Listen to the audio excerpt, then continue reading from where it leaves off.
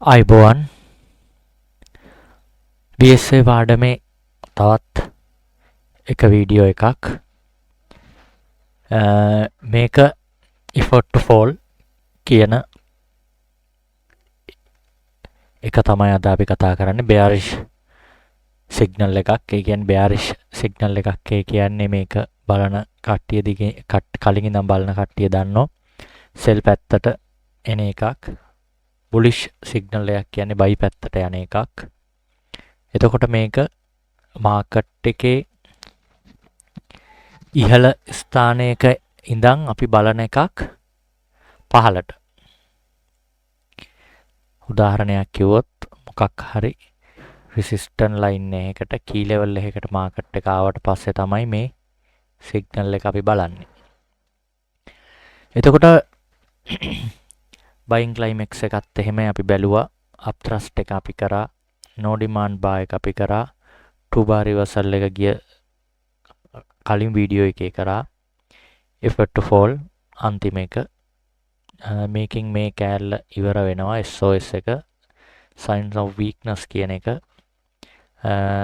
Market එකේ ඉහළට යනකොට ඇතිවන දුර්වලතාවයක් නිසා මාකට් එකේ පහළට ප්‍රෙෂර් එකකුත් එක්ක මේක sell side එනවා. එතකොට VSA පාඩමේ මම හිතන්නේ ඔක්කොම වගේ ඒ කියන්නේ මේකේ මේ Wyckoff theory වල කතා කරපු ටික අවසන් වෙනවා. නමුත් volume කියන එක අවසන් වෙන්නේ නැහැ. මේ VSA ටික VSA වල මම මේකටම ඇඩ් කරනවා. VSA කියන්නේ volume නේ. volume spread. volume එකයි spread එකයි එකට analyze කරලා කරන එකක්. එතකොට මේකේ profile එක ගහගත්තාම තියෙන low volume node high volume node එක සම්බන්ධ කරලා මම මේකේ වීඩියෝ එකක් කරන්නත් හිතන් ඉන්න ඉස්සරහට. හොඳයි මේ signs of weakness එක යටතේ effort to fall කියන්නේ පහළට කඩම් වැටෙන්න හේතුවක් වෙන කාරණාවක් එක්ක අපි බලනවා. මේක candlestick pattern එකක් නෙමෙයි. ඒ විදිහට ගන්න එපා. මොකෝ මේක volume එකත් එක්ක සම්බන්ධයි. මේක volume එකත් එක්ක සම්බන්ධයි. හොඳයි අපි යන් මේක ගැන ඉස්සරහට වැඩි දුර කතා කරන්න. මේක මොකක්ද කියලා.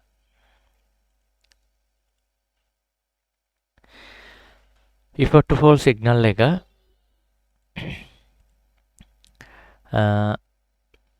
මාකට් එකේ ඉහළ අවස්ථාවකදී අපට පුළුවන් බලා ගන්න.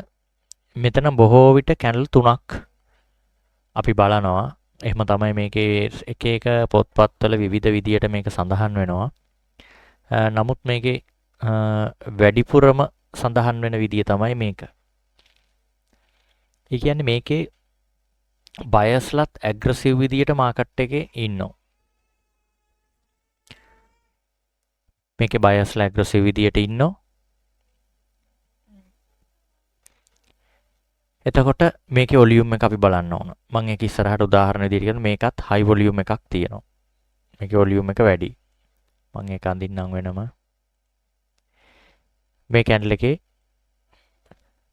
ඒකෙන් බයස්ලා නිරූපණය වෙනවා. නමුත් මේ වෙන්නේ බයස්ලාගේ උපරිම ප්‍රෙෂර් එකක් බයස්ලා දෙනවා මාකට් එකේ. ඊට පස්සේ හැදෙනවා හුඟක් වෙලාවට ඒක ටිකක් අඩු ස්ප්‍රෙඩ් එකක් තියෙන කැන්ඩල් එකක්. මෙච්චරම අඩු නොවුනට ඒක ගැටලුවක් නැහැ. ඒකේ වොලියුම් එක වැඩි. ඊට පස්සේ මෙහෙම පල්ලෙහාට ගන්න එක ඒකේ වොලියුම් එක වැඩි කැන්ඩල් එකක්. මේ වැඩි වොලියුම් එකක් තියෙන කැන්ඩල් එකක් තමයි හැදෙන්නේ. මාකට් එක මේ පැත්තට ගත්තා කියන සිග්නල් එක මේ කැන්ඩල් 3-4කින් පෙන්නුම් කරනවා. දැන් මෙතන ඒක ගන්න බැරි. මේකේ මේ effort to fall කියන එකේ විස්තර කරනවා බයස්ලත් ඉන්නවා කියලා මේ කැන්ඩල් එකේ ලොකුවට. එතකොට මේක මේ අවස්ථාව ගන්න බෑ. අන්න ඒකයි මෙතන තියෙන වෙනස. දැන් මේකෙන් අපිට අවුලක් නැහැ. මේක පල්ලෙහාට ආපු එකත් හරි, මේකත් පොඩි එකක් හරි, ඒකත් හරි. නමුත් මේක මදි. මෙතන මේ බයස්ලා උපරිම ගහලත් ඒගොල්ලොන්ට අරන් යන්න බැරි වුණා කියන සිග්නල් එක තමයි මෙතනින් මේ දෙන්නේ. දැන් මෙතන උඩරිම ගහලා නැහැ. මේ බයස්ලාගේ වොලියුම් එක අඩුවීමක් මේ ඇටැක් කරපු එක අඩුවීමක් නෙමෙයි මෙතන වෙලා තියෙන්නේ. අන්න ඒ වගේ දෙයක් තමයි මේකේ තියෙන්නේ. මෙතන කැන්ඩල් 3ක් කියන එකත් සමහර තැන්වල මෙන්ෂන් කරලා තියෙනවා. මම ඒකත් දැම්මා නිකන්. නමුත් මේක හැමතැනම නැහැ. ඔයගොල්ලෝ මේක අමතක කරත් කමක් නැහැ. නමුත් මතක තියාගන්න ඕන දැන් මෙතන හයි වොලියුම් එකක් එක්ක හොඳ බයි කැන්ඩල් එකක් හැදෙනවා. ඊට පස්සේ තව කැන්ඩල් එකක් හැදෙනවා. නමුත් මෙතන 3ක් කියලා තිබුණාට මෙතන තවත් පොඩි එකක් වගේ හැදිලා තවත් මේ වගේ පොඩි එකකුත් හැදිලා එකපාරට තව ලොකු සෙල් එකක් ආවත් මේක වැලිඩ් කියලා ඒක සමහර තැන්වල කියනවා. ඔය සිනාරියෝ දෙක තුනම පොඩ්ඩක් ඔළුවේ තියාගන්න. ඕක තමයි වෙන්න පුළුවන් දේවල් ටික. අපි මේකේ දැන් වොලියුම් එකත් එක්ක මම මේ කතා කරපු හින්දා වැඩිපුරම ඉතින් මේකේ වෙන ඩෙෆිනිෂන් එහෙම දෙන්න දෙයක් නැහැ මට. මේකේ මේ අපි ගිහින් කතා කරමු මේකේ උදාහරණ. මේකේ උදාහරණ බලන එක තමයි ඊළඟට අතිශයින්ම වැදගත් වෙන දේ. හොඳයි. අපි යන් ඊළඟ ස්ලයිඩ් එකට.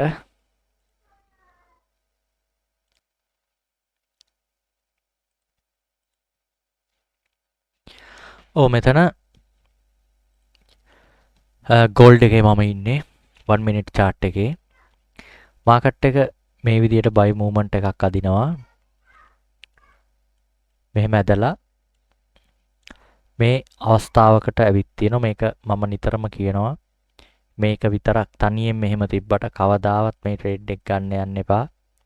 මේක කැරකිලා VWAP එකේ වොලියුම් කී ලෙවල් එකකට මේක සෙට් වෙන්න ඕන.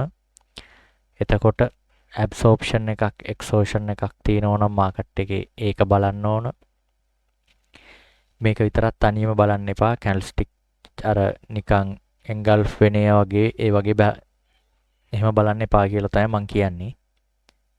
මොකෝ ඒක එහෙම බැලුවම ඒක සාර්ථක නෑ. ඒ කියන්නේ පාර මේ විදියට පෙන්නලා මාකට් එක සෙල් නොවන අවස්ථා ඕන තරම් තියෙනවා. ඒක තමයි මම කියන්නේ මේක කී ලෙවල් එකකදී මේක පෙන්නනවා නම් මේක සාර්ථකයි. මොකෝ කී ලෙවල් එකකදී තමයි මාකට් එකට වොලියුම් එකක් ඇඩ් වෙන්නේ. සෙලර්ස්ලට ඒක හොඳ සාධාරණ ෆෙයා වැලියු එකක් වෙන හින්දා. හොඳයි මෙතන මේ වගේ බයි කැන්ඩල් එකක් හැදිලා තියෙන ලොකු. ඊට පස්සේ අඩු ස්ප්‍රෙඩ් එකක් හැදෙනවා. ඊට පස්සේ තවත් හයි වොලියුම් එකකින් මාකට් එක ආයි පහළට අරන් තිනවා.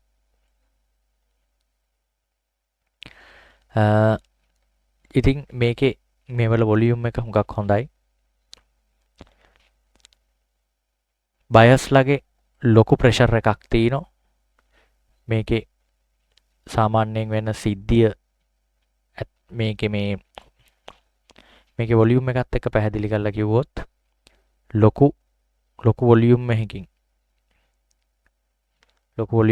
මාකට් එක ගන්නවා. මේකේ ඉරක් ගන්නොත් ලොකු වොලියුම් එකකින් මාකට් එක ගන්නවා.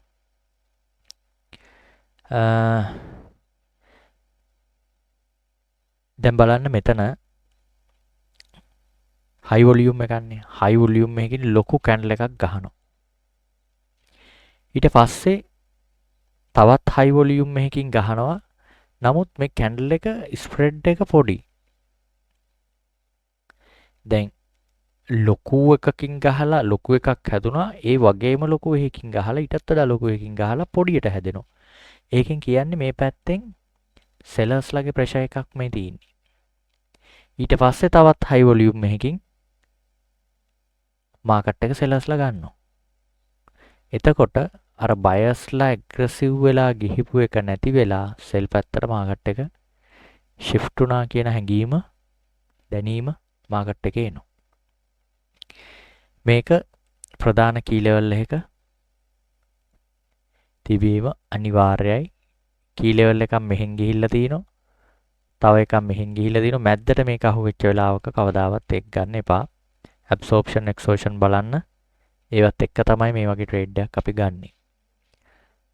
අපි යන් ඊළඟ උදාහරණයට. මේක උදාහරණ වලින් පැහැදිලි කරගන්න එක තමයි සෑහෙන ලේසි පහසු ඔයගොල්ලන්ට මතක හිටින වැඩේ. මෙතනත් මාකට් එක දිගටම ඇදලා තියෙන බයි මූවමන්ට් එකක්. ඊට පස්සේ බයස්ලගේ ඇග්‍රෙසිව් මූවමන්ට් එකක් මෙතන පෙන්නලා තිනවා. දැන් මේවා බලද්දී අර කලින් මම පෙන්නපු රූපේ විදියටම මෙහෙමයි ඊට පස්සේ මෙහෙමයි ඊට පස්සේ මෙහෙමයි කියලා ගන්න එපා. මේකේ වෙන ලොජික් එක තේරුම් ගන්න. ඒකයි වැදගත්. දැන් බයස්ලගේ ඇග්‍රෙසිව් මූවමන්ට් එක මේකේ තියෙනවනේ. බයස්ලගේ ඇග්‍රෙසිව් මූවමන්ට් එක තියෙනවා. ඒ ප්‍රෙෂර් එක උඩට බයස්ලා ගහලා ආයි සෙලස්ලා පල්ලෙහාට ඇදලා මේ නවත්තලා තියෙන පොඩි වික් එකකින්. ඊට පස්සේ හයි වොලියුම් එකකින් සෙලස්ලා මෙතනින් අරන් තිනවා. ඔන්න සිද්ධාන්තේ ඕක. මේකත් මම අර කලින් කිව්වා වගේ VWAP line එක middle band එක deviation 1 එක market එක තියෙන්න ඕනේ. කියන්නේ key level එකක. absorption එකක් exhaustion එකක් market එකේ බලලා enter වෙන්න එක බොහොම හොඳයි. අපි යන් ඊළඟ උදාහරණයට.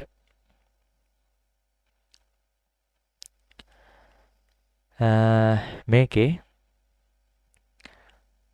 මාකට් එක බයි මූවමන්ට් එක එනවා. බයස්ලා ඇග්‍රෙසිව් විදියට ගහලා තිනවා. ඒ ඇග්‍රෙසිව් ගතිය වීක් වෙලා තිනවා. ආයි බයස්ලා මාකට් එකට ඇවිල්ලා තිනවා. මාකට් එක සෙලර්ස්ලා අරන් තිනවා. ඔක්කොම හයි වොලියුම්. ඒ වගේ අවස්ථාවක්. මේකත් අර මං කලින් කිව්වා වගේ කී ලෙවල් එකකදී බලන එක අනිවාර්යයි. තව උදාහරණයක් බැලුවොත් අපි මාකට් එකේ ඇග්‍රෙසිව් මූවමන්ට් එකක් එනවා. වොලියුම් එක මෙතන හයි වොලියුම් එකක් නැතුව ෆ්ලැට් තියෙන්නේ. නමුත් වොලියුම් එක ඇවරේජ්ලි හයි. මේ තියෙන්නේ 20 පීරියඩ් ලයින් එක. ඒ කියන්නේ මේ වොලියුම් එකේ කැන්ඩල් 20ක එකතුවේ ඇවරේජ් එක. ආපස්සට කැන්ඩල් 20ක් දැන් මෙතනින් ගන්නව නම් මෙතන ඉඳන් කැන්ඩල් 20ක වොලියුම් එක එකතු කරලා 20ෙන් බෙදලා අරගෙන තමයි මේ ලයින් එක යන්නේ. ඇවරේජ් එක එතකොට සාමාන්‍ය කියන එක වගේ තමයි තියෙන්නේ. ඒක වෙනස් කරගන්න පුළුවන් තමන් කැමති අගයක් එතන දෙන්න පුළුවන් කැන්ඩල් 10ක ඇවරේජ් එක වුණොද එහෙම කියලා.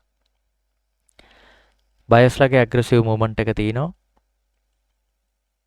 බයස්ලා ඇග්‍රෙසිව් අරන් ඇවිල්ලා ඒක වීක් වෙලා ඊට පස්සේ සෙලර්ස්ලා අරගෙන තියෙනවා මේ ලෝ එකටත් එහා පහළට. මේකත් අනිවාර්යෙන් කී ලෙවල් එකක resistance line එකක ඔයගොල්ලන්ට හොඳ daily weekly monthly resistance line බලනවා නම් එහෙම බලන්න.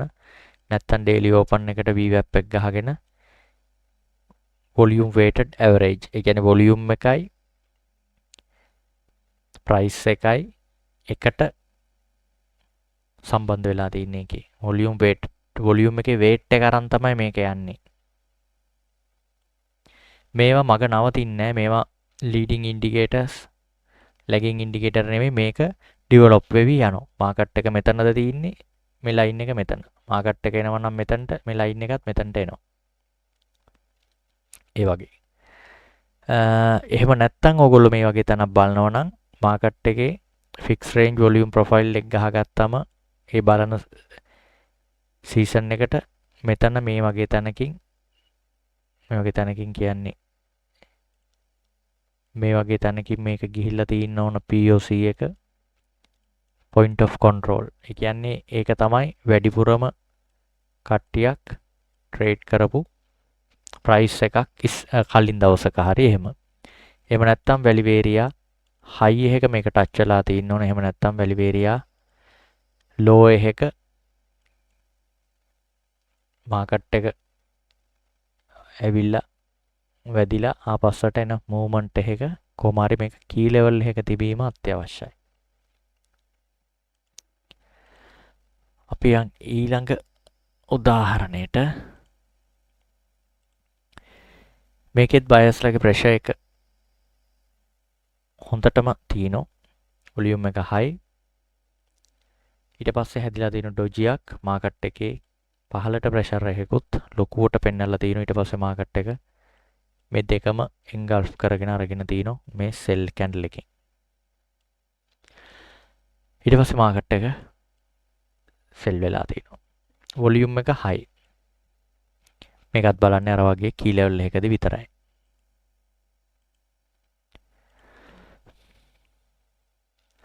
අන්තිම උදාහරණ බලමු අපි.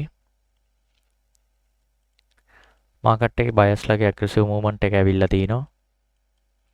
බයස්ලා ප්‍රෙෂර් කරලා දිනවා මෙතනින් ඉහළට, මෙතනිනුත් ප්‍රෙෂර් කරලා තිනවා. ඊට පස්සේ හැදිලා තියෙන්නේ ඩොජියක්. ඩොජියක් කියන්නේ මාකට් එකේ පහළට සෙලර්ස්ලාගේ ලොකු ප්‍රෙෂර් එකක් තියෙන විත්තිය තේරෙනවා. මොකෝ ඊට කලින් හැදිච්ච කැන්ඩල් එකේ සයිස් එකටම මෙච්චර ලොකු එකක් ගහලා ඊළඟ එකේ ඒ වගේ වොලියුම් එකක් ඊටත් වඩා වොලියුම් එකක් තියලා පොඩි එකක් හැදෙන්නේ බයස්ලා මෙහෙට ගැහුවට මේ පැත්තට සෙලර්ස්ලාගේ ලොකු ප්‍රෙෂර් එකක් තියෙනවා කියලා පෙන්වන්න. සෙලර්ස්ලාගේ ප්‍රෙෂර් එකක් තියෙනවා කියලා පෙන්නුවා හරි. ඊට පස්සේ සෙලර්ස්ලා ගත්තයි කියන එක පෙන්වනවා මේ කැන්ඩල් එකෙන්.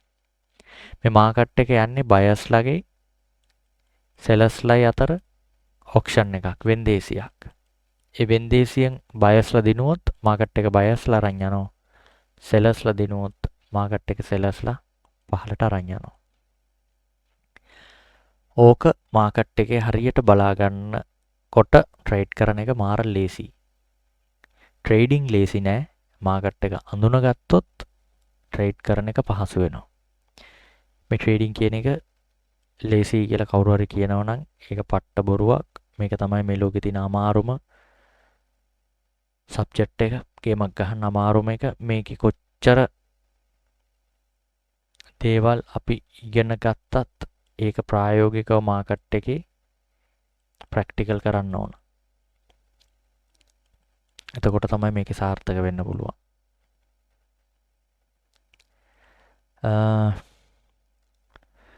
හොඳයි එහෙනම් අපි මේකේ තව ඉස්සරහට සීරියස් අරන් යමු.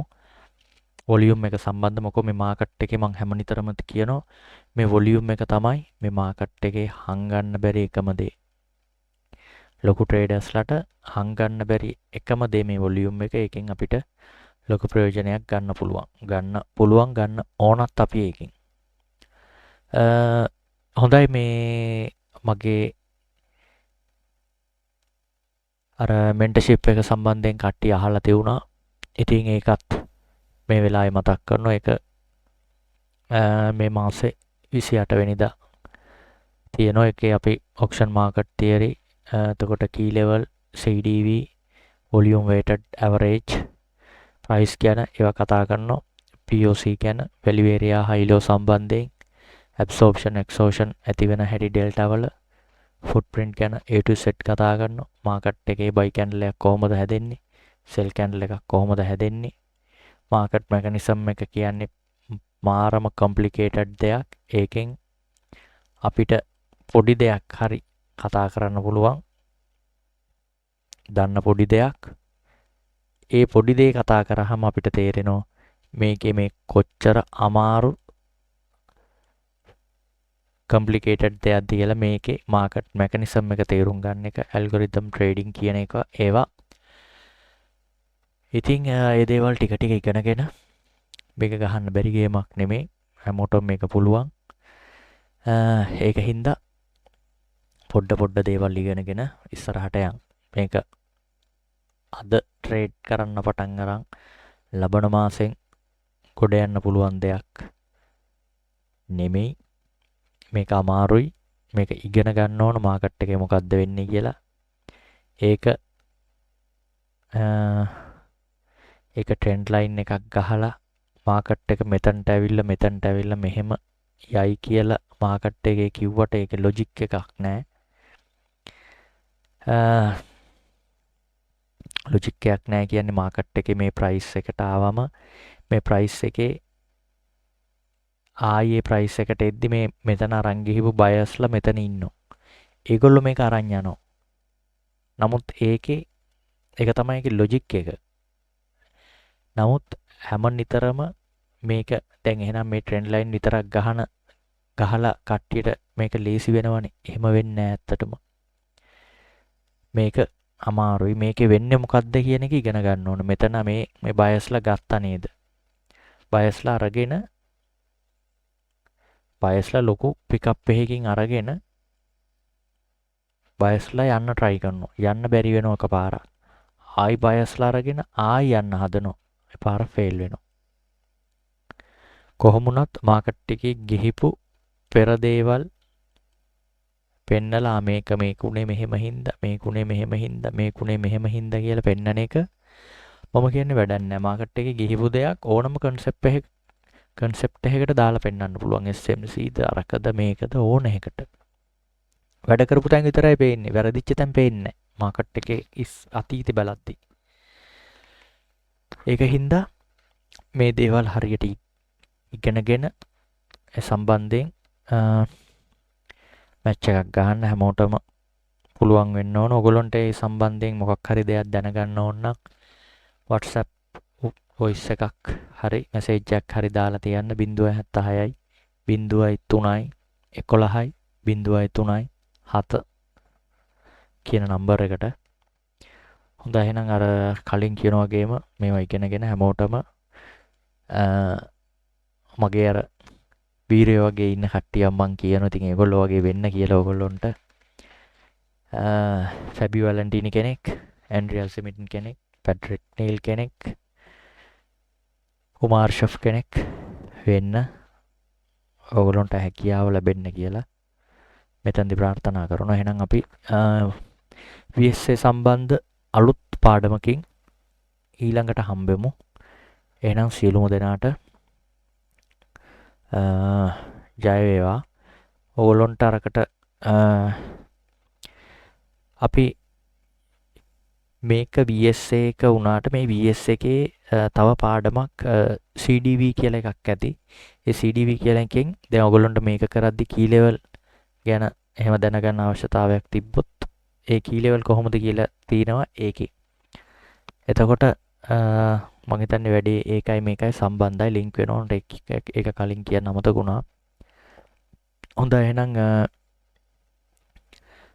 සිල්මු දෙනාට හොඳට ට්‍රේඩ් වලින් ගේමක් ගහගන්න හැකියාවක් ලැබෙන්න කියලා ප්‍රාර්ථනා කරන ගමන් ඊළඟ දවසේ තව වීඩියෝ එකකින් හම්බෙමු.